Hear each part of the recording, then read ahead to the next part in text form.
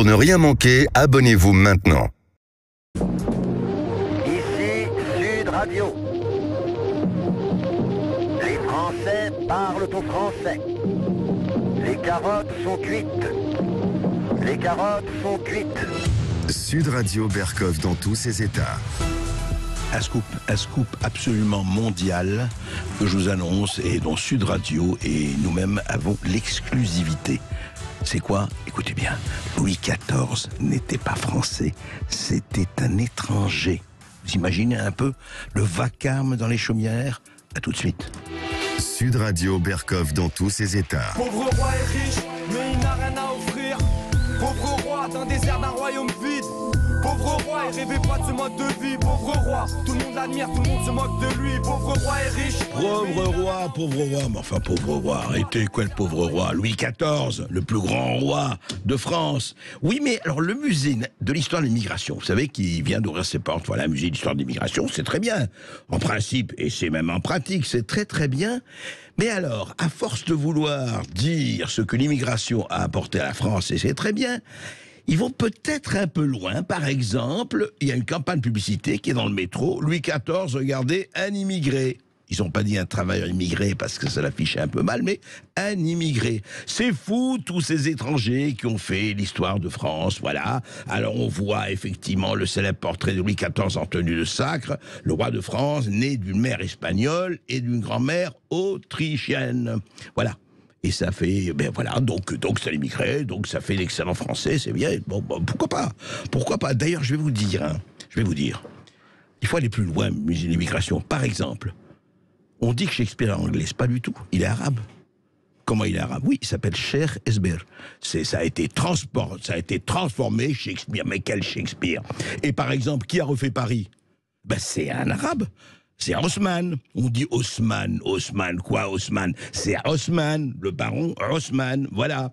Oui, il faut aller plus loin. Non, tout ça, c'est n'importe quoi. Barbara Lefebvre, la grande gueule de chez les grandes gueules, il dit écoutez, c'est stupide, il y avait d'autres figures qui auraient pu servir, bien sûr, et vive les étrangers qui enrichissent la France.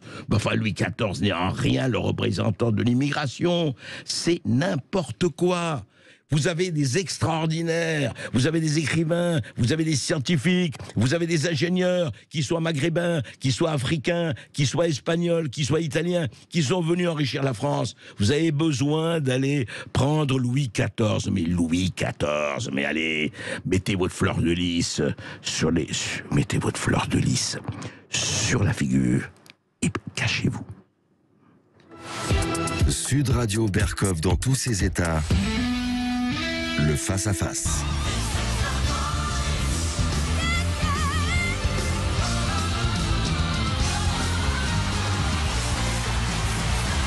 The Voice, l'émission la plus extraordinaire, évidemment, de la télévision française. Et on va parler de quoi aujourd'hui, Lucien?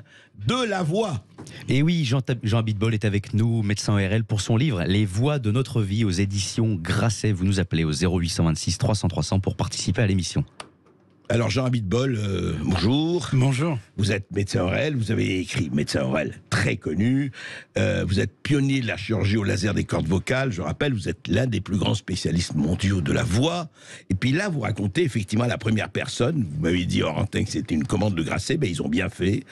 Vous racontez les voix de notre vie. Après 4 livres scientifiques écrits là-dessus, celui-là aussi, mais celui-là raconte des choses et ça nous concerne tous. Vous savez très bien, auditeur de Sud Radio, la radio c'est quoi? C'est d'abord la voix, même s'il y a YouTube et compagnie, on nous voit, mais qu'est-ce qui compte? C'est ça, cette espèce de timbre. Alors, moi j'aime beaucoup phoniatre. Ça vient de quoi? Parce qu'on dit vous êtes phoniatre, c'est ça? Phoniatre, c'est les gens qui sont spécialistes de la voix, bien sûr, mais de l'expression vocale également, de la façon dont la voix peut être altérée, pas seulement par l'instrument. Et si vous voulez, il y a 2 choses qui sont absolument fondamentales. La première, c'est qu'on est 8 milliards d'individus sur la planète, et il existe 8 milliards de voix différentes. On a chacun sa signature. Comme autant d'empreintes digitales, vous voulez dire? Exactement. Et par exemple, votre voix, Monsieur Berkov, c'est qu'on l'entend dans un taxi, on l'entend à la radio, on l'entend au téléphone. Vous n'avez pas besoin de vous présenter, on sait que c'est vous. Et à ce moment-là, en quelques secondes, si je vous fais pam pam pam pam, on sait que c'est la 5e de Beethoven. Et puis lorsque vous dites un bonjour, en quelques secondes, on sait que c'est vous. Donc la voix est une signature. Mais la voix, c'est ça qui est fabuleux. C'est que la voix a 2 éléments simples. Et c'est le deuxième élément fondamental. C'est que d'abord, c'est un instrument. Comme tout instrument, il y a un souffle qui sont les poumons, les vibrations que seront les cordes vocales et la caisse de résonance qui se trouve au-dessus des cordes vocales qui sont dans la gorge, au niveau de la pomme d'Adam, et qui vont résonner. Si je vous parle comme ça, en passant mon nez, et que je vous parle comme ça, le son n'est pas le même. Et donc ça, c'est l'instrument. Mais quelqu'un qui a un Stradivarius, qui a un violon, il va jouer, bien sûr.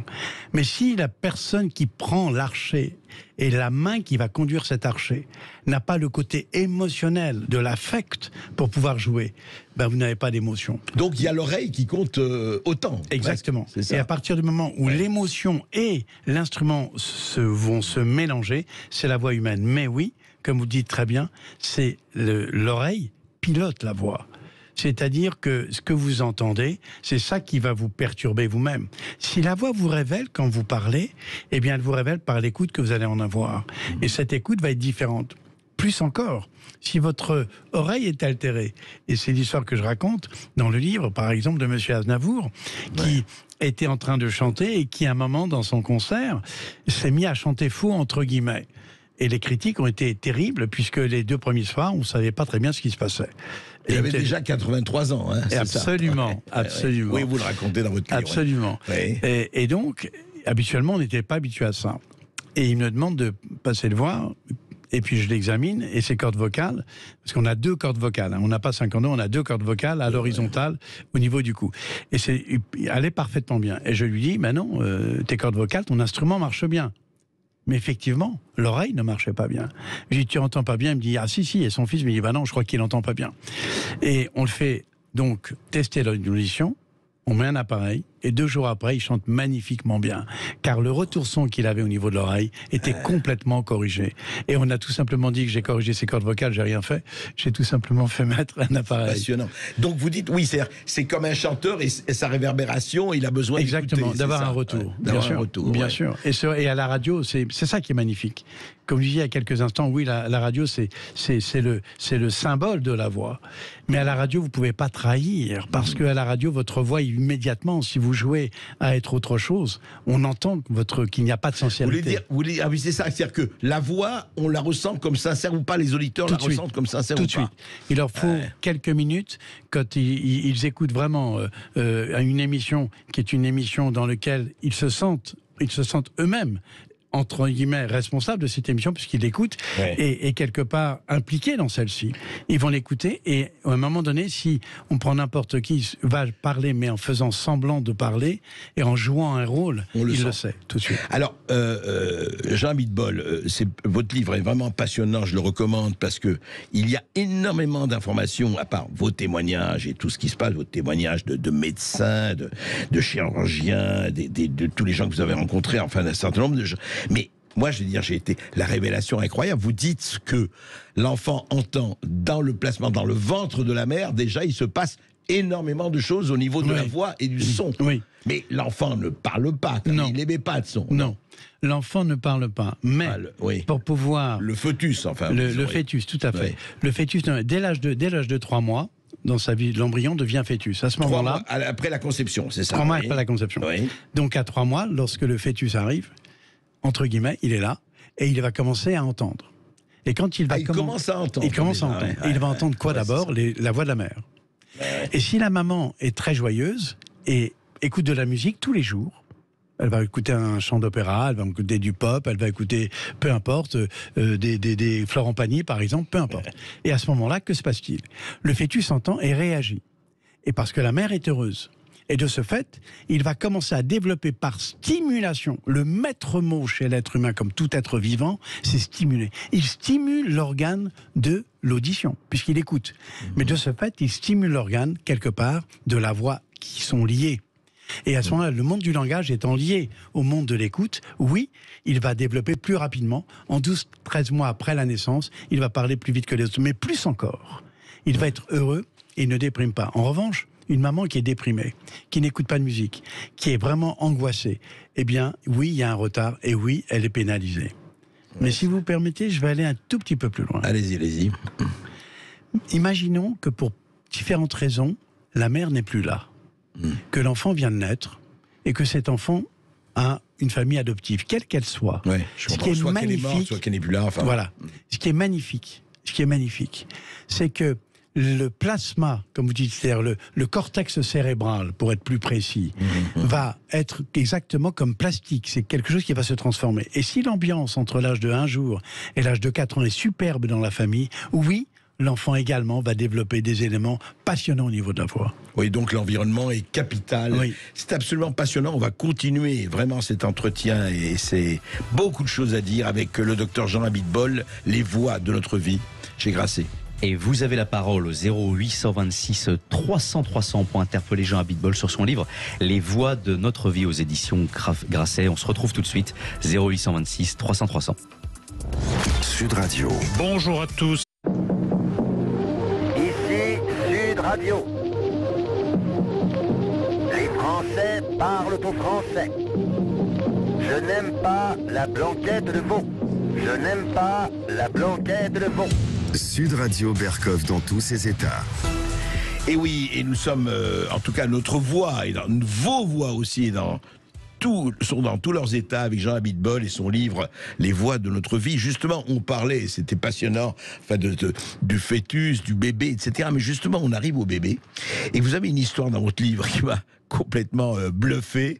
Jean Abitbol, c'est l'histoire de Mario. Mario est un nom d'emprunt, bien sûr. Racontez-nous, parce qu'il y a eu quelque chose d'extraordinaire. Est-ce que il est français, il va parler en français? Pas du tout. Quand vous l'avez opéré, il y a eu quelque chose qui s'est passé. Racontez. Exactement. C'est une basse profonde de l'Opéra de Paris qui avait 60 ans. De l'Opéra de Paris, oui. Et, voilà. Oui. Et qui avait 60 ans quand je l'ai opéré. Il avait un énorme polype sur la corde vocale. Il parlait un peu comme ça, des voix complètement cassées.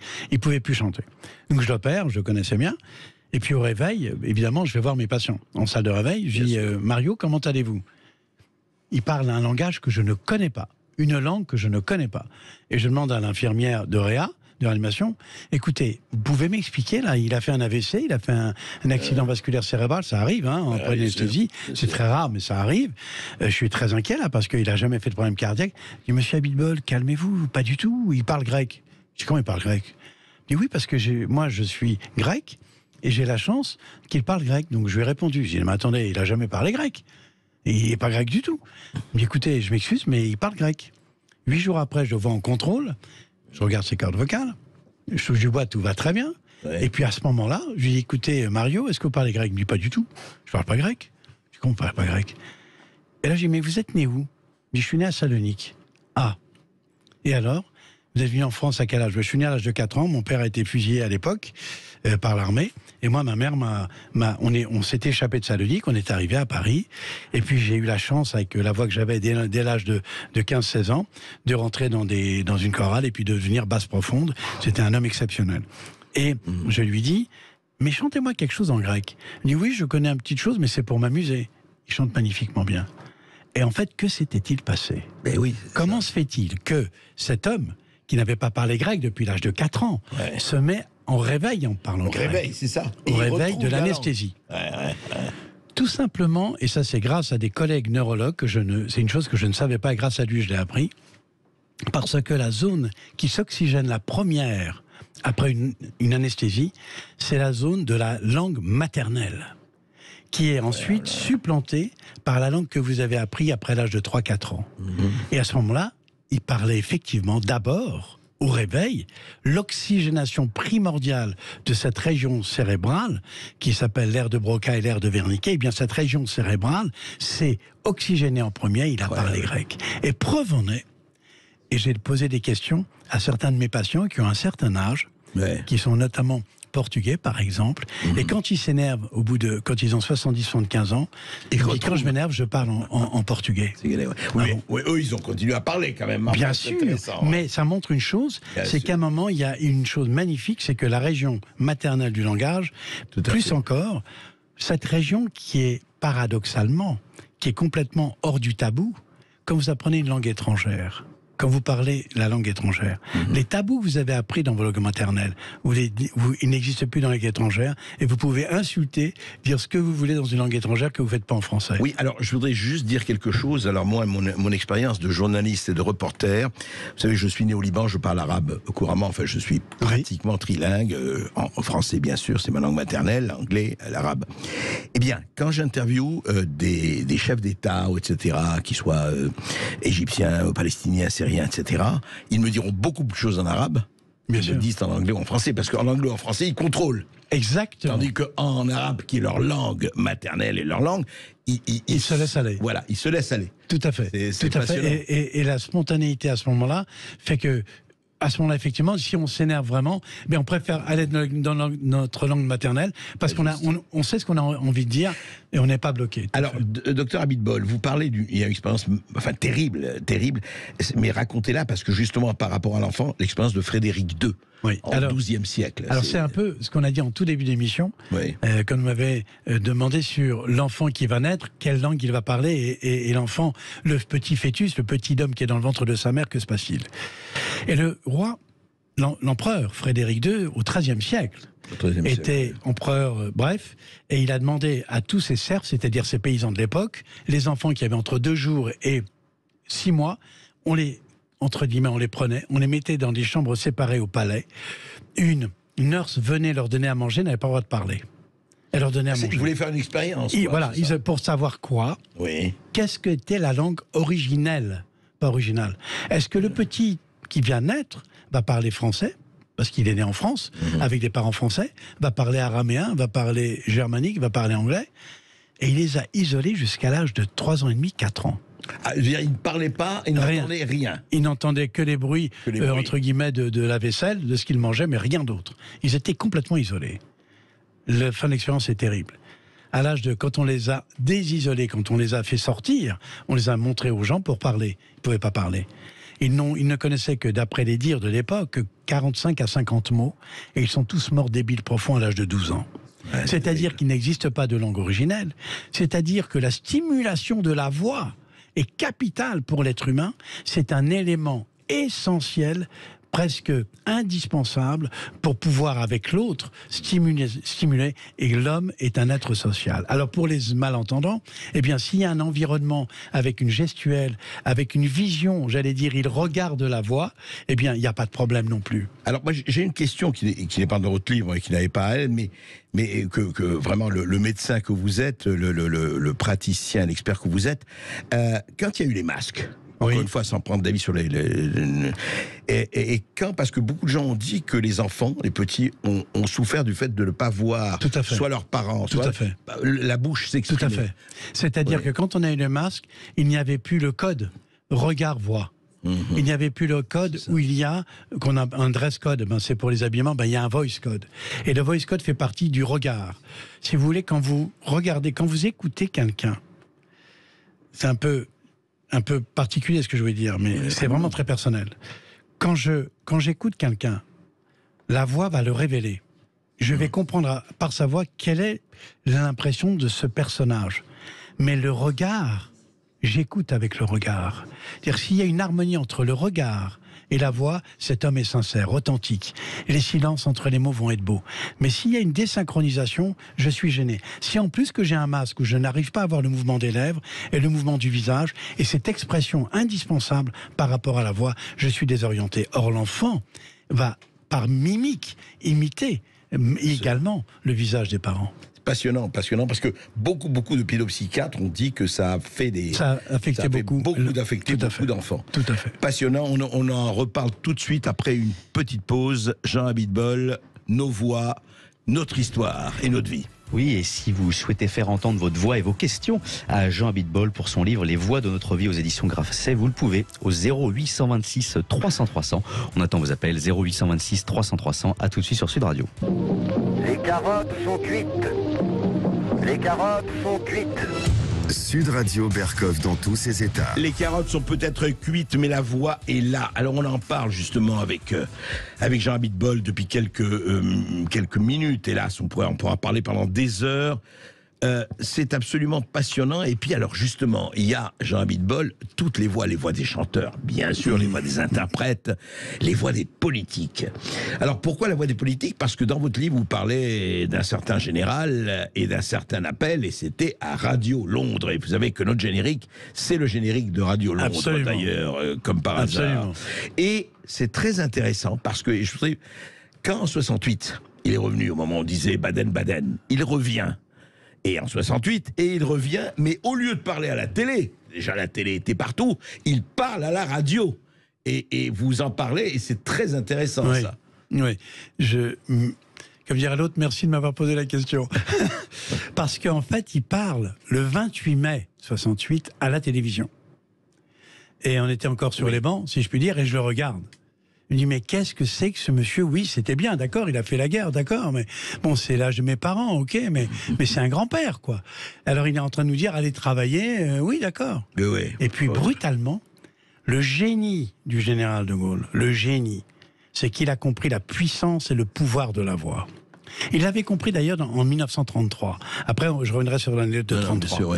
Mais il a dit, maintenant, je pars à la télévision. La télévision est noire. On voit juste deux photos, point barre. Il est 16h04. On est le 29 mai.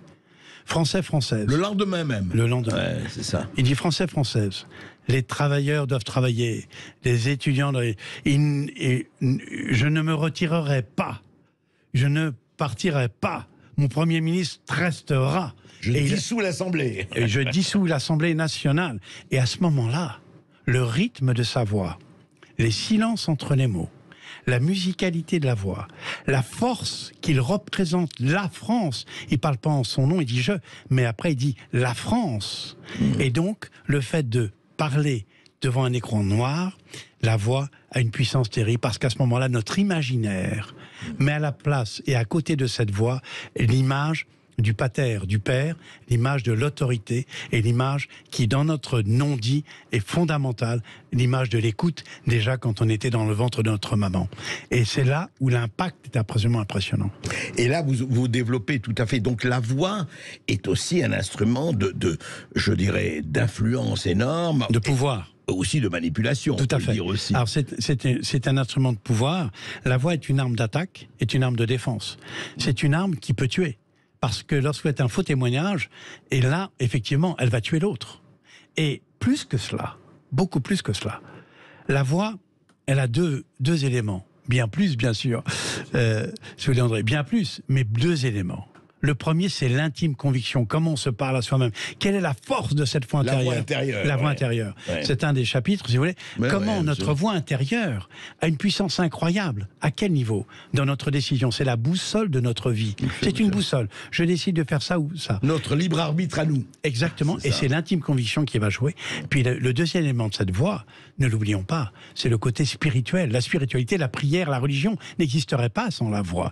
Et la voix, effectivement, dans notre prière, c'est elle qui nous relie avec quelque chose d'impalpable, car la voix est quelque chose d'impalpable et quelque chose qu'on va pas prendre dans la main. Mais alors, justement, Jean Abitbol, il y a la voix du Cantique des Cantiques, certes, mais il y a la voix de Hitler, et vous en parlez. C'est vrai, Hitler, Mussolini ou Staline. Non, mais Hitler particulièrement. Enfin, Hitler, c'est très intéressant.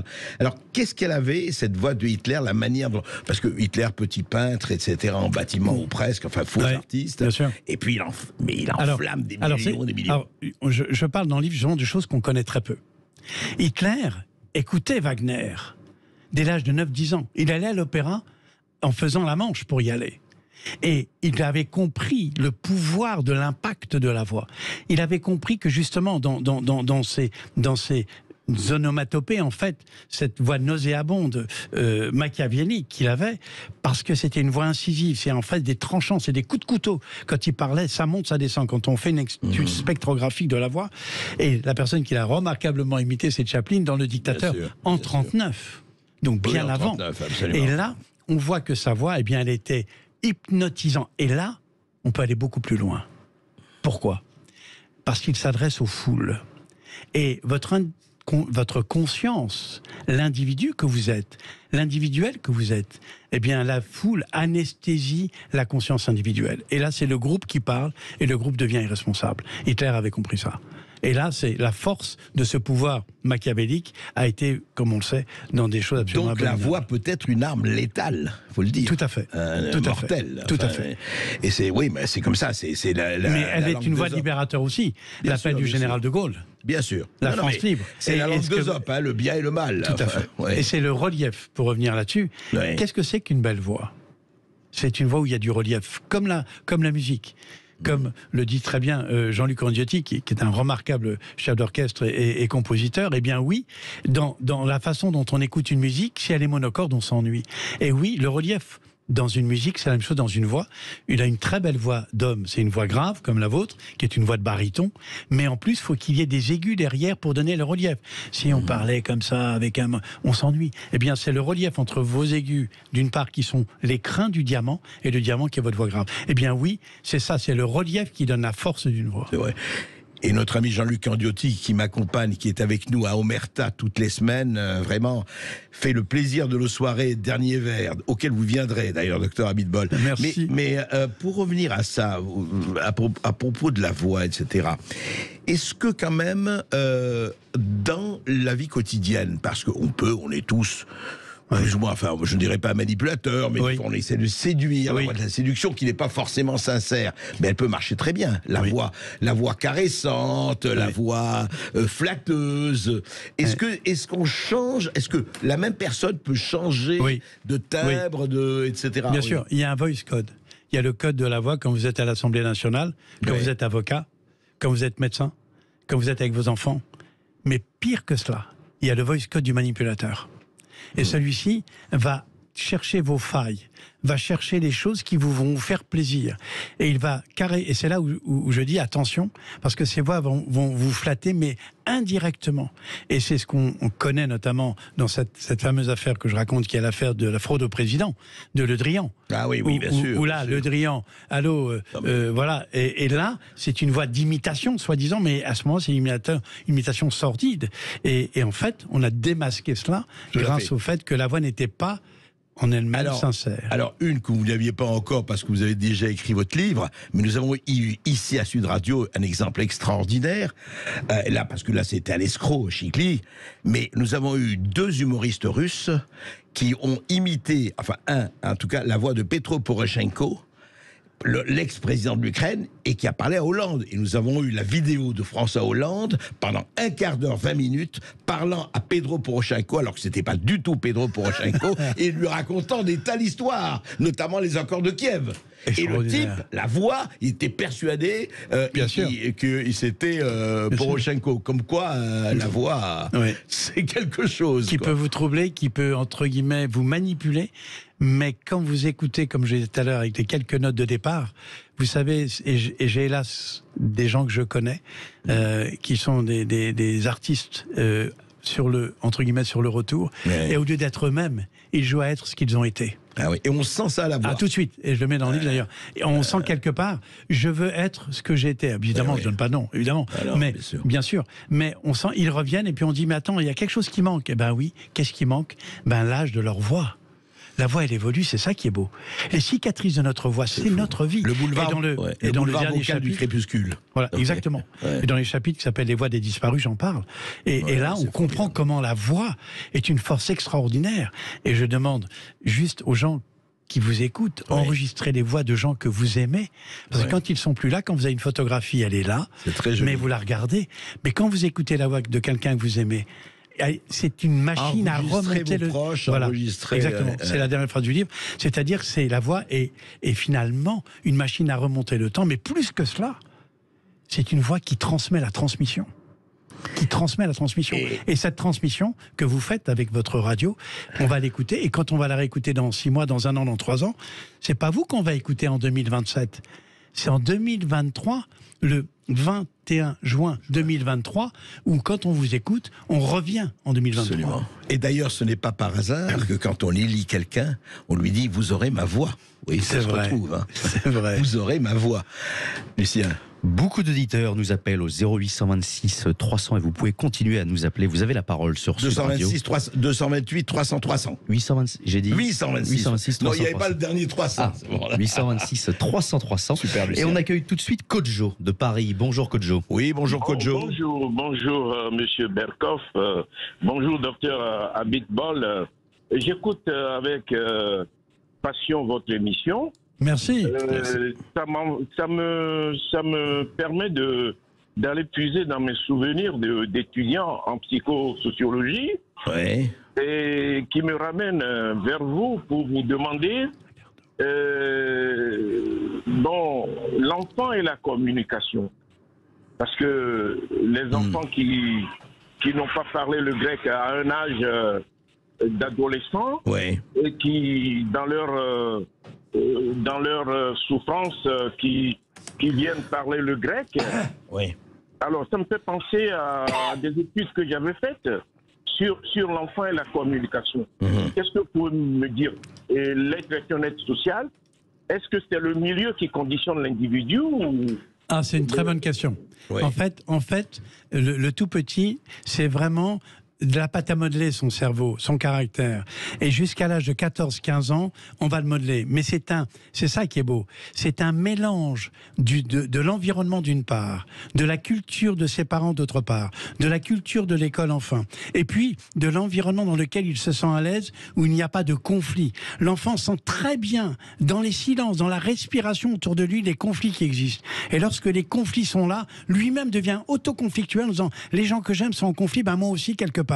Donc oui, dans votre question, et la voix qu'il va avoir va être une voix simple, une voix, il peut jusqu'à avoir ce qu'on appelle des problèmes d'élocution, pas des retards, mais des concentrations. Et effectivement, c'est un mélange de différentes cultures, et la richesse d'avoir plusieurs cultures, quelles qu'elles soient, c'est une richesse extraordinaire. Un enfant qui va parler 2, 3, 4 langues, c'est un enfant qui plus tard sera en avance sur les autres, à partir de l'âge de 20 ans, pas avant, parce qu'il a fallu tout intégrer, mais après, il n'y a aucun problème là-dessus. Merci Kodjo. Merci beaucoup, merci. Merci beaucoup Kodjo. On se retrouve tout de suite, chers auditeurs. Vous continuez de nous appeler au 0826 300 300. Nous irons à la Courneuve avec Safia. À tout de suite sur Sud Radio. Les Français parlent au français. Je n'aime pas la blanquette de veau. Je n'aime pas la blanquette de veau. Sud Radio Berkoff dans tous ses états. Vous êtes bien dans le face-à-face d'André Berkoff avec Jean Abitbol pour son livre Les voix de notre vie aux éditions Grasset. Vous avez la parole au 0826 300 300. On accueille Safia de la Courneuve. Bonjour Safia. Bonjour Safia. اهلا وسهلا بكم. بغيت نتكلم معكم باللغه الفصحى العربيه. اهلا وسهلا فيك يا سافيا يا بنت الحلال. يا بنت الحلال والصحيحه عليك. Bon, maintenant on arrête un peu parce que pour tout le monde qu'on ne nous comprend pas, Safia. Après on se voit vous et moi et on en parle tranquille. Hein. Aucun problème. Aucun problème. Vous avez bien répondu, André Berkoff. Ah, mais toujours. Dites-moi alors, Safia, allez-y, on vous écoute. Très bien. Oui, effectivement, j'adhère parfaitement à Jean Abitbol et tous les propos qu'il a tenus sur le fait de la puissance de la voix. Et moi, personnellement, j'ai eu l'expérience, j'ai fraîchement perdu ma maman, et donc, dans cet aspect, maman était quasiment sourde. Ouais. C'est-à-dire que dans la vie intra-utérine, moi, j'ai eu une expérience assez, on va dire, costaud. Et j'ai la réminiscence de tout ce lien fusionnel. Et je voulais venir à Jean Abitbol sur l'aspect de l'oreille absolue. C'est-à-dire que j'ai aiguisé une capacité, moi je suis une pure autodidacte, enfin quoi, bref. Ouais. Et l'oreille chez moi est extrêmement, comment dire... Développée, c'est ça? Ouais, pardon. C'est ça, elle est infinitésimalement développée et on peut rentrer dans la puissance la plus maximaliste sur le plan de la compréhension la plus intime et cachée de la nature humaine. Enfin, c'est ma capacité et mon potentiel à moi. Bon, je vous dis au revoir. Merci Safia. Alors justement, quand elle parle de l'intra-utérin, c'est vrai qu'elle parle de l'oreille absolue. D'ailleurs, explique-moi, c'est quoi l'oreille absolue d'ailleurs? Alors, l'oreille absolue, c'est terrible. C'est terrible. Mon ami Jean-Luc Conotti en parlerait peut-être mieux que moi. L'oreille absolue, c'est que vous avez une note. Je vous donne une note, quelle qu'elle soit. Je la tape sur le piano. Vous êtes capable de dire c'est un la, c'est un do, c'est un ré. Et ça, ça ne se travaille pas, c'est un don de la nature. C'est Vous inné, l'avez, on l'a pas. vous l'avez, vous l'avez pas. D'accord. Et là, vous dépistez parce que vous avez la liaison immédiatement. Vous avez la liaison entre la note et l'oreille avec vous. Mais qu'est-ce que ça fait? C'est terrible parce que quand vous entendez quelqu'un chanter, si jamais la note n'est pas juste, ça vous fait mal à l'oreille. Si jamais vous entendez une soprane qui chante mal, ça fait mal. Quelqu'un qui joue au piano, manque de peau, il fait pas le fa, mais il fait le fa dièse, je vous raconte pas, il peut pas supporter, donc il arrête. Donc c'est une souffrance quelque part. Merci Safia, on va avoir Martine là. Oui, bonjour Martine du Lot-et-Garonne. Bonjour. Oui, bonjour Martine. À vous tous. Bonjour. Alors, quand j'étais plus jeune, j'ai travaillé dans une compagnie d'assurance et un jour on m'a demandé de remplacer la standardiste qui avait un souci. Et de ce fait, j'ai fait 10 ans de standard parce que les gens appelaient en disant « elle a une voix super, il faut la garder, etc. » Donc je voulais savoir, est-ce que ma voix a quelque chose de particulier? Oui, parce que c'est une voix qui rassure. Et dans la mesure où, quand on vous a au téléphone et vous avez une voix qui est très velours, ce que j'appelle très velours, c'est-à-dire qu'il n'y a pas d'aspérité. C'est pas quelque chose qui, quand on caresse, on se blesse. Et de ce fait, ce côté rassurant fait que vous pouvez faire passer certains messages qu'on n'aime pas trop entendre quelquefois, mais qui passent tout simplement parce que vous le faites avec une délicatesse qui est une délicatesse vocale. Et là, ça passe sans problème. D'accord. Bah, écoutez. Merci beaucoup. Écoutez, non, c'est intéressant. Vous voyez, Martine, vous pouvez continuer à faire ce que vous voulez. Devenez psy, vous allez voir, vous allez calmer des générations entières. Je suis peut-être un peu âgée pour faire ça maintenant. Mais c'est vrai que voilà, je peux trouver quelque chose. Merci. Merci à vous. Et bonne fin de journée. Merci. J'ai un beat-ball quand même. Il y a aussi, il y a énormément, on pourrait en parler pendant des heures de ce qu'il y a dans votre livre, mais je voudrais revenir à quelque chose dont vous parlez, les voix de la nature. Donc pas la voix humaine, mais la voix de la nature. Que ce soit le vent, que ce soit... C'est quoi deuxième fois, je le remercie de me poser la question. Et oui, et c'est une chose que j'ai découverte en me disant, quand j'ai écrit ce livre, Les voix de notre vie, il y a des voix qui ne sont pas des vraies voix telles quelles, mais qui c'est les voix qu'on entend. Par exemple, vos animaux familiers, le chien, le chat. Le chien, l'animal le plus fidèle de l'homme, quand même. Et qui, lorsqu'il aboie, vous savez que dans son aboiement, ce qu'il veut dire quelque part est réciproquement. Il va venir près de vous même et dans vos silences, dans votre rythme respiratoire. Que se passe-t-il? Eh bien, oui, la nature parle. Et le plus grand exemple fabuleux qui s'appelle, ce que j'ai mis, c'est les grottes de Lascaux, mais entre autres, eh bien, vous rentrez dans une grotte dans laquelle il y a des fresques sur les murs. Fresques préhistoriques, oui. Les fresques préhistoriques sur les murs de 15 000, 20 000, 30 000 années.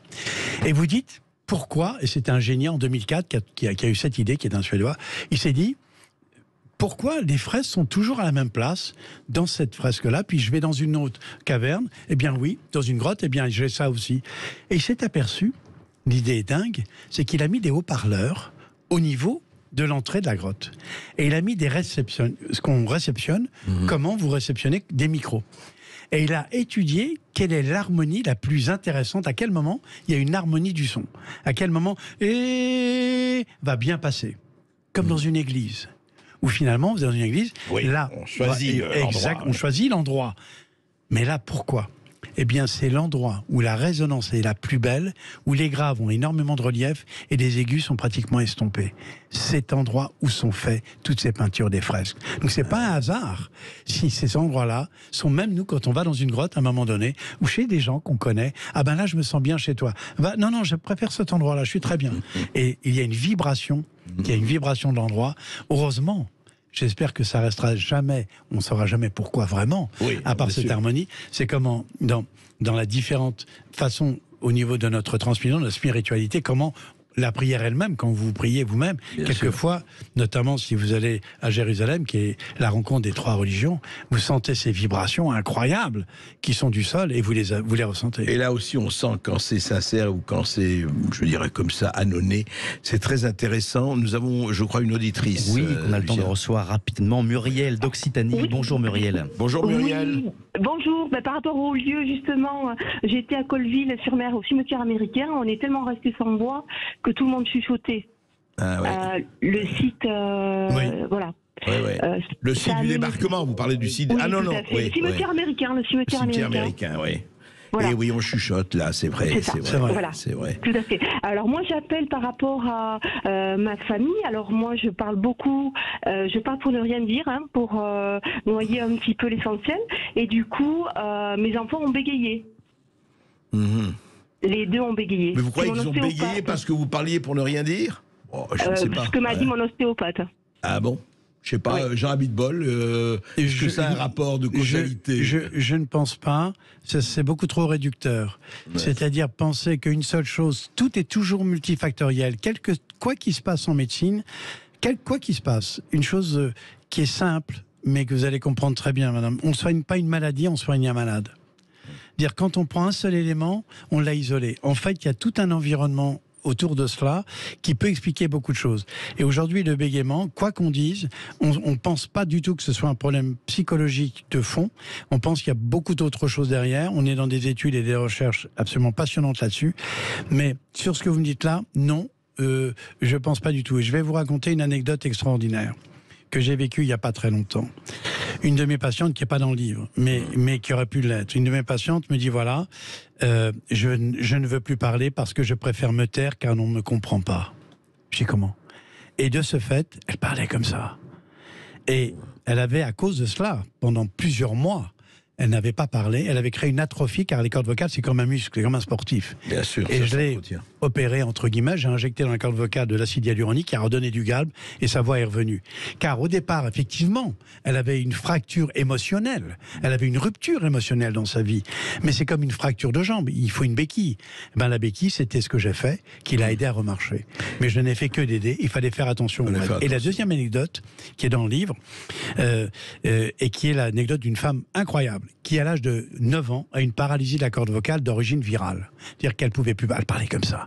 Donc sa vraie voix, elle la connaissait pas, puisqu'elle parlait comme ça depuis l'âge de 9 ans. Elle avait 34 ans quand elle me dit, elle me dit, écoutez docteur, j'ai appris que vous pouviez me redonner la voix. Je dis oui, qu'est-ce qui se passe? Je regarde, paralysie de la corde vocale. J'injecte dans la corde vocale un produit qu'on appelle Renew Voice, peu importe. Et de ce fait, elle avait un mari, 2 enfants, 8 ans et 12 ans. Je l'opère et je vous laisse deviner. Elle a une voix magnifique. La chance veut que ça a très bien marché. Il faut de la chance dans la vie. Il ne suffit pas d'avoir la technique seulement. La chance et le talent. Et donc, à partir de là, qu'est-ce qui se passe 3 semaines après, Monsieur Berkoff, à votre avis? La mère et les enfants viennent me voir avec elle. Mais c'est pas possible. Mais qu'est-ce que vous avez fait? C'est plus ma mère. Et le mari me dit, mais attends, maintenant, elle parle comme les femmes. Avant, au téléphone, il fallait qu'elle tape sur le téléphone. Maintenant, elle se met à crier dans la maison, on est au premier étage. Et la femme... Ils vous ont pas dit, rendez-la muette. Mais exactement. Et je dis, il n'en est pas question. Et 2 mois après, il m'a offert un cadeau, me dit, merci beaucoup. Maintenant, on me dit plus, ma mère, elle a un handicap. Pour vous dire... La signature d'une voix, si vous la changez, faites attention, car changer une voix, ça peut changer une personnalité. Absolument. En tout cas, lisez ce livre, lisez les voix de notre vie, et vous allez retrouver la voix de votre vie, et c'est le plus important. Merci beaucoup, chers auditeurs, d'être toujours aussi nombreux à nous écouter. Merci à Jean Abitbol pour son livre Les voix de notre vie aux éditions Grasset. Tout de suite, l'émission de Brigitte Lay. On se retrouve après les informations. À tout de suite sur Sud Radio.